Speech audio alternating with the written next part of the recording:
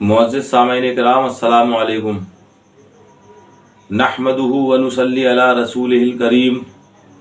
अम्मा बाद फ़अऊज़ु बिल्लाहि मिनश शैतानिर रजीम। बिस्मिल्लाहिर रहमानिर रहीम। क़ुल हुवल्लाहु अहद अल्लाहुस समद लम यलिद वलम यूलद वलम यकुल लहू कुफुवन अहद।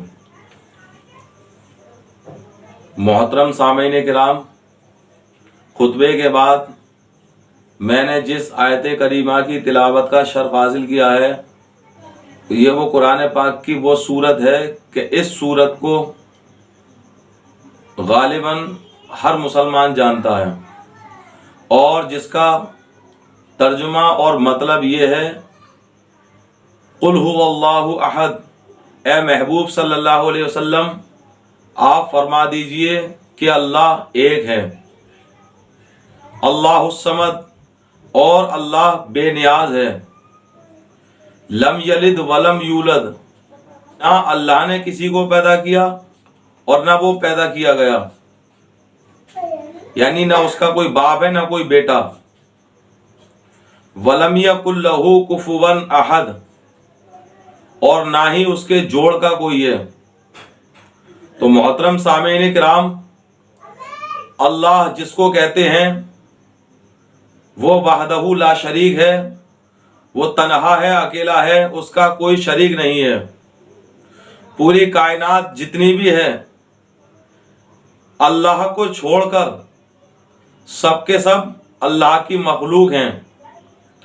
ये ज़मीन, ये आसमान, ये लोह, ये कलम, ये कुर्सी, ये जन्नत, ये दोज़ख, ये फरिश्ते, ये जिन्नात, ये इंसान, यहाँ तक कि हमारे और आपके आका सल्लल्लाहु अलैहि वसल्लम भी उसके बंदे और उसकी मखलूक हैं। और मेरे प्यारे आका सल्लल्लाहु ताला अलैहि वसल्लम की शान में कुरान पाक की एक आयत नाजिल हुई जिसमें फरमाया गया, मा काना मुहम्मदुन अबा अहादिम मिर रिजालिकुम वलाकिर रसूलुल्लाहि व खातमन नबिय्यीन।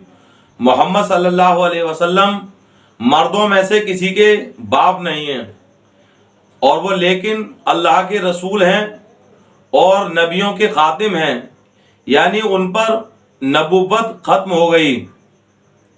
तो मेरे भाइयों, मेरे दोस्तों, आप हजरात ने कुरान पाक की एक सूरत को मुलाहिजा फरमाया और एक आयत मुलाहिजा फरमाई जिसमें अल्लाह के साथ कोई शरीक नहीं है, और दूसरी जगह मुहम्मदुर रसूलुल्लाह रब के आखिरी पैगंबर हैं, उनके बाद क़यामत तक कोई नबी नहीं आएगा।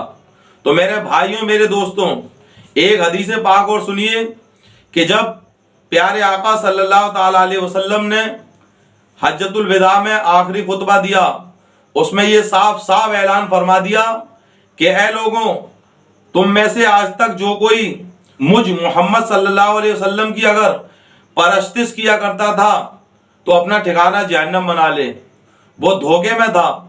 जब हमने और आपने कुरान की दो आयतें सुनी, हदीस पाक सुनी, तो उससे पता चला कि अल्लाह ताला के सबसे प्यारे, चहीते, लाडले, दुलारे हबीब जनाबे मोहम्मदुर रसूलुल्लाह सल्लल्लाहु अलैहि वसल्लम हैं। जब वो अपने बारे में ये बात फरमा रहे हैं कि मोहम्मद सल्लल्लाहु अलैहि वसल्लम की परस्तिश नहीं हो सकती, कुरान पाक फरमा रहा है कि मोहम्मद अल्लाह के आखिरी नबी हैं, उनके बाद कोई नबी नहीं आएगा। कुरान पाक फरमा रहा है कि अल्लाह एक है, वो बेनियाज है, सारी कायनात उसकी मखलूक है, ना अल्लाह का कोई बाप है ना कोई बेटा, और ना ही उसके जोड़ का कोई है, ना ही उसका शरीक है।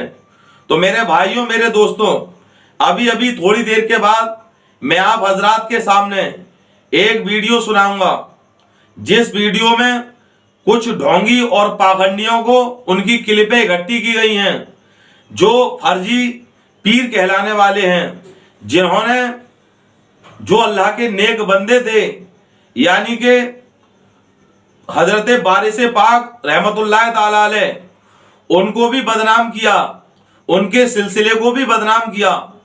तो मेरे भाइयों, मेरे दोस्तों, इसी तरीके से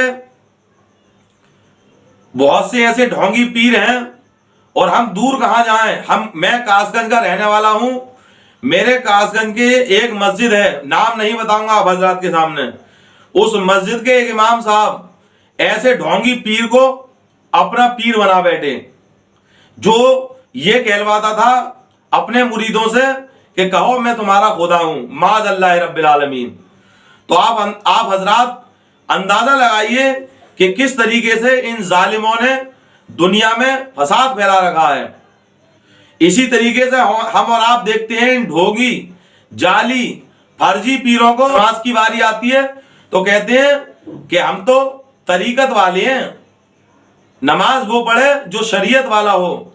ان مردودوں کو، ان حرام خوروں کو یہ بھی پتہ نہیں ہوتا کہ جناب محمد رسول اللہ صلی اللہ تعالی علیہ وسلم سے بڑا شریعت والا کون تھا، ان سے بڑا طریقت والا کون تھا، ان سے بڑا معرفت والا کون تھا، ان سے بڑا حقیقت والا کون تھا۔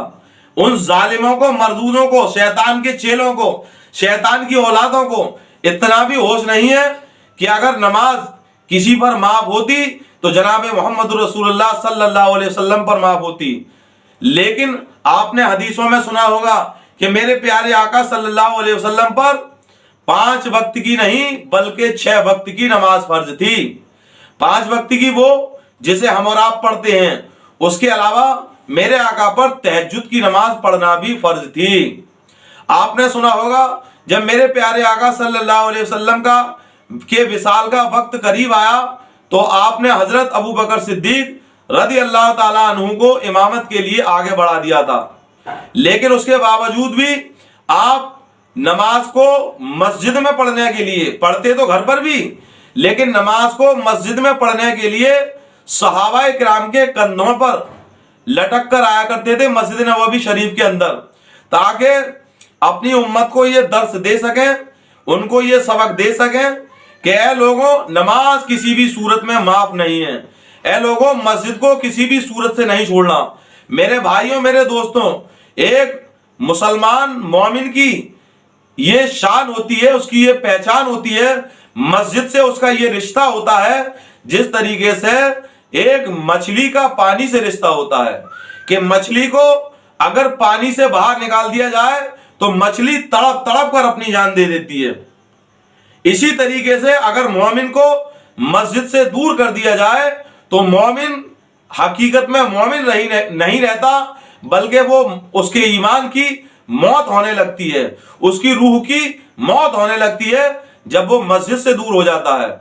میرے بھائیوں، میرے دوستوں، اسی طریقے سے آپ نے واقعات سنے ہوں گے کربلا کے میدان میں میرے امام نے جب یزیدیوں سے کہا، جب ظہر کا وقت تھا، دوپہر کا وقت تھا، جمعہ کا دن تھا، کہا کہ پتہ ہے تمہیں آج کون سا دن ہے؟ تو یزیدی کہنے لگے کہ ہاں آج جمعہ کا دن ہے، کہ یہ وقت کیا ہے؟ کہ ظہر کا وقت ہے، کہ اس وقت مسجدوں میں کیا ہو رہا ہوگا کہ مسجدوں میں آپ کے نانا جان کا خطبہ پڑھا جا رہا ہوگا، اور نانا کی شان میں بھی خطبہ اور نواسے کی شان میں بھی خطبہ پڑھا جاتا ہے مسجدوں کے اندر، اہل بیت کی شان میں بھی پڑھا جاتا ہے۔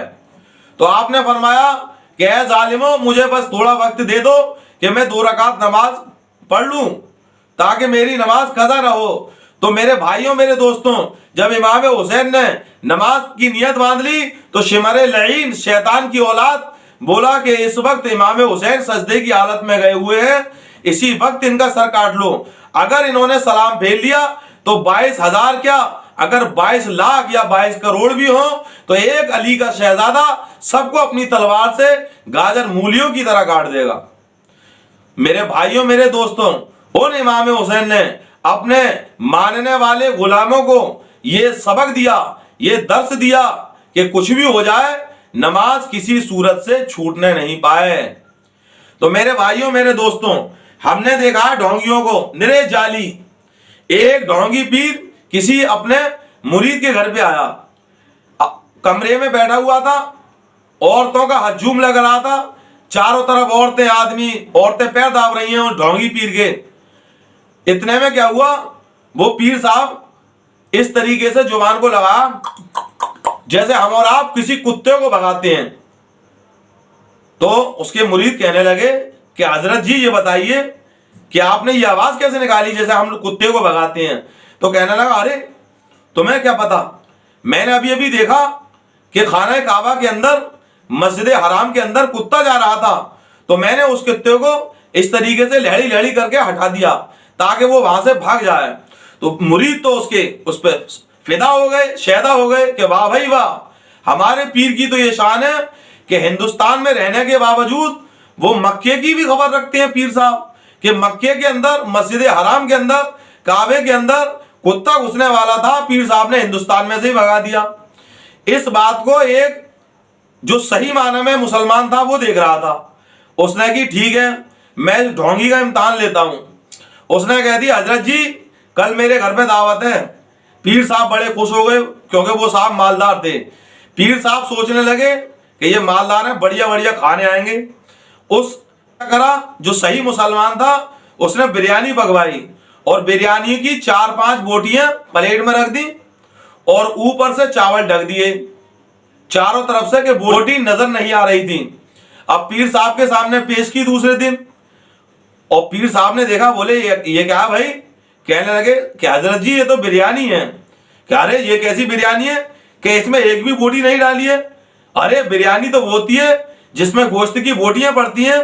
تو وہ صحیح سنی مسلمان کہنے لگا جو صحیح معنی میں مسلمان تھا، ارے حضرت جی تم کل تو ان کے گھر پہ بیٹھے ہوئے تھے اور تمہیں یہاں ہندوستان میں بیٹھے ہوئے خانہ کعبہ کے اندر جو کتا گھس رہا تھا وہ تو نظر آ گیا، لیکن تمہاری بریانی کی پلیٹ کے اوپر جو چاول ہیں اس کے نیچے جو بوٹی دبی ہوئی ہیں وہ تمہیں بوٹی دکھائی نہیں دی۔ واہ بھائی واہ حضرت جی، تم نے تو کمال کر دیا کہ ہندوستان میں رہ کے مکے مدینے میں نماز پڑھ لیتے ہو، لیکن میرے گھر پہ آ کے تمہیں چاولوں کے نیچے دبی ہوئی بوٹیاں بھی نظر نہیں آ رہی۔ تو ایسے ہوتے ہیں ڈھونگے پیر۔ ہم نے دیکھا ہے اونچی اونچی ٹوپی پہن لیں گے، رمضان کا ٹائم آئے گا، روزے چل رہے ہوں گے، پان کھا رہے ہیں ملا جی ڈھونگی بابا، ان سے کہا جائے روزے، ارے بھائی روزے ہم رکھیں گے، روزے تو شریعت والے رکھتے ہیں، ہم تو طریقت والے ہیں۔ ان سے کہا بابا جی نماز پڑھ لیجئے، تو کہنے لگتے نا ہم تو مکے مدینے میں جا کے نماز پڑھتے ہیں۔ ارے ظالموں، تم نے ہی دین کو بدنام کیا ہے، تم نے ہی مسلمانوں کو بدنام کیا ہے، تمہاری وجہ سے ہی تو گمراہی پھیل رہی ہے کہ تم نے اپنے جاہل مریدوں کو، تم جاہل خود پیر ہو، تم نے جاہل مریدوں کو اپنا، جاہل لوگوں کو اپنا مرید بنا لیا اور ان کو دنیا میں ہی بشارت دے دی جنت کی۔ ابے نادان، پہلے تو جا کے دکھا دے جنت میں، جب اپنے چیلے چپاٹوں کو لے جائیے۔ میرے بھائیوں میرے دوستوں، اسی طریقے سے جو جاہل پیر ہوتے ہیں، ڈھونگی ہوتے ہیں، فرضی ہوتے ہیں، انہوں نے اپنے آپ کو خدا بھی کہلوانا شروع کر دیا ہے، اپنے پیروں کو چٹوانا بھی شروع کر دیا ہے، اپنے پیروں کو چھلوانا بھی شروع کر دیا ہے، اپنے آگے سجدے کروانا بھی شروع کر دیا ہے۔ اسی طریقے سے ہمارے یہاں کاس گنج میں بھی ایک نیا جلسہ شروع کر دیا ڈھونگیوں نے، وہاں بھی یہی حال ہے کہ پیر صاحب سال میں آگے ایک دن اور آگے جلسہ دکھانے لگے اور اپنے مریدوں کو اسی رات میں جنتی بنا جاتے ہیں، جنت کا ٹکٹ دے جاتے ہیں، بس ہمارے مرید ہو جاؤ، جنت تمہاری اور تمہارے باپ کی۔ جیسی تمہاری آتما لکھ لے گی، جیسی تمہاری روح لکھ لے گی، ایک قدم تو ہم نے رکھوا دیا جنت میں، اور جیسی روح لکھ لی دوسرا قدم خود بخود چلا جائے گا۔ میرے بھائیوں میرے دوستوں، یاد رکھو ان ڈھونگیوں کے چکر میں، ان پاگنڈیوں کے چکر میں اگر آپ یہاں پر رہے اور آپ نے نمازوں سے منہ پھیرا، روزوں سے منہ پھیرا، زکوٰۃ اور خیرات سے منہ پھیرا، حج سے منہ پھیرا، تو یہ ڈھونگی خود تو بچ نہیں پائیں گے لیکن آپ کو ضرور جہنم میں لے کے جائیں گے۔ میرے بھائیوں میرے دوستوں، اسی طریقے سے میں سارے ڈھونگی پیروں کی بات بتاتا ہوں کہ جب ہمارے خدا کی شان میں گستاخی ہوتی ہے، ہمارے قرآن کی شان میں گستاخی ہوتی ہے، ہمارے اسلام کی شان میں گستاخی ہوتی ہے، ہمارے نبی کی شان میں گستاخی ہوتی ہے، تب یہ ڈھونگی کہاں چلے جاتی ہے؟ ایک بھی ڈھونگی آیا نکل کے جس نے جنابی حمایت کے طور پر ایک لفظ بھی اپنی زبان سے نکالا ہو کہ اے لوگوں، اے ظالموں، ہمارے خدا، ہمارے قرآن، ہمارے اسلام، ہمارے نبی پر کیوں اس طریقے سے بول رہے ہو؟ تم کیوں اس طریقے سے ان کی شان میں گستاخی کر رہے ہو؟ میرے بھائیوں میرے دوستوں، اب آپ حضرات ان مفتی صاحب کی وہ ویڈیو دیکھیں جن مفتی صاحب نے وہ ویڈیو کلپوں کو اکٹھا کیا ہے ان ڈھونگی جعلی پیروں کی جو مزارات پر ڈھونگی مجاور قوالیاں کرواتے ہیں، ان جاہل قوالوں سے جن کو لیٹرن کرنے کے بعد جن کو سوچنے کا بھی تمیز نہیں ہوگا کہ سوچا کیسے جاتا ہے. اللہ تعالیٰ سے دعا ہے کہ میرے مولا ان تمام ویڈیوز کو دیکھ کر آپ حضرات کو اور مجھ کو سب کو ہدایت نصیب فرمائے تاکہ ہمارا اور آپ کا خاتمہ ایمان پر ہو سکے. السلام علیکم ورحمۃ اللہ تعالیٰ وبرکاتہ. ویڈیو ملاحظہ فرما لیجئے کہ اس میں کس طریقے سے کھلا ہوا کفر ہے. تم کو خدا کہوں یا خدا کو خدا کہوں، بس تجھے اپنا خدا مانا جو ہوگا دیکھا جائے گا. تم کو خدا کہوں یا خدا، تجھے اپنا خدا مانا، تجھے اپنا خدا مانا. حاجی وارث علی شاہ رحمہ اللہ کے مزار کے سامنے دیوا شریف میں قوالی کے اندر یہ شعر پڑھا گیا: مذہب میرا کافرانہ، مسلک میرا جدا ہے، وارث کا میں بندہ ہوں، وارث میرا خدا ہے. نعوذ باللہ من ذالک. مسلک ہے کافرانہ، مشرب میرا جدا ہے.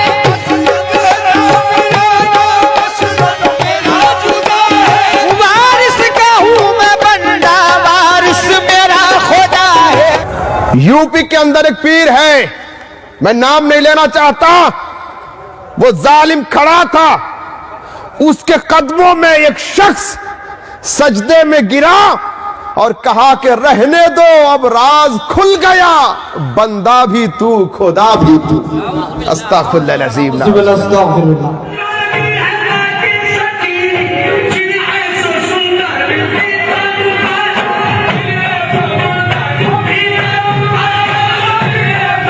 چلیے یہ تو دور کی بات ہو گئی، اب اپنے پڑوس میں ایک پیر صاحب ہیں.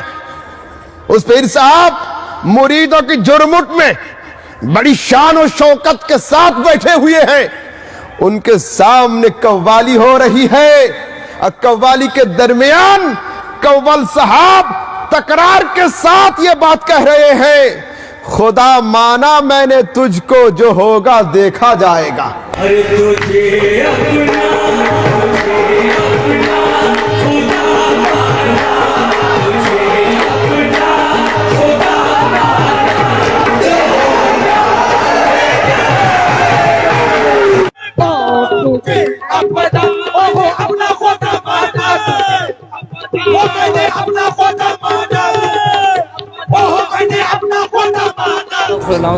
دوسرے شعر میں کہا: تم کو خدا کہوں یا خدا کو خدا کہوں، بس تجھے اپنا خدا مانا جو ہوگا دیکھا جائے گا.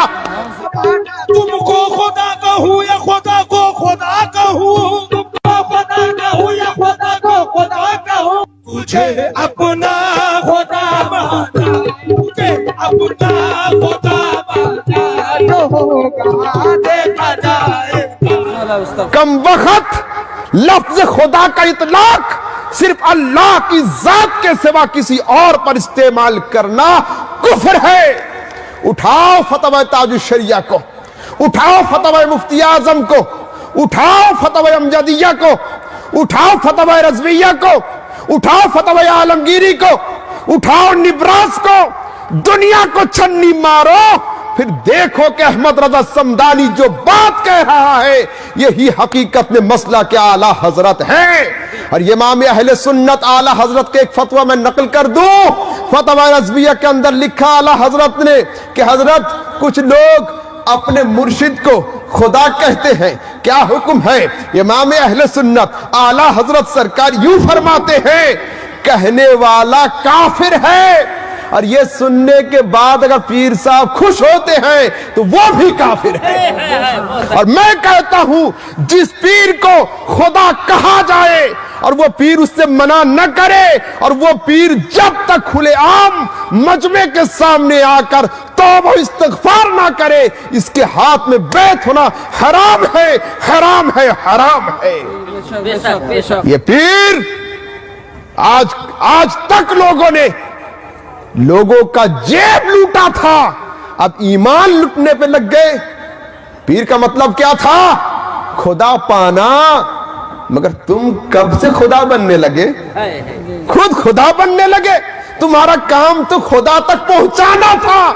اور सीढ़ी का काम छत तक पहुंचाना है, सीढ़ी का काम खुद को छत बनना नहीं है। तो तुम्हारा काम था बारगाह इलाही तक पहुंचाना, मगर तुम खुद खुदा बन गए हो।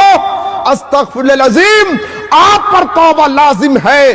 पीर साहब सुन ले, आप पर तौबा लाजिम है। जो कव्वल पढ़ रहे थे उन पर तौबा वाजिब है, और जो सामीन रक्स कर रहे थे, डांस कर रहे थे, मस्ती में झूम रहे थे, उन पर भी तौबा वाजिब है। तजदीद ईमान जरूरी है, तजदीद निकाह भी जरूरी है। हम हक गोई में पीछे नहीं हटेंगे कि हम किसी जाहिल को पीर नहीं मानते, जिसे हम पीर मानते हैं उसे हम जाहिल नहीं मानते।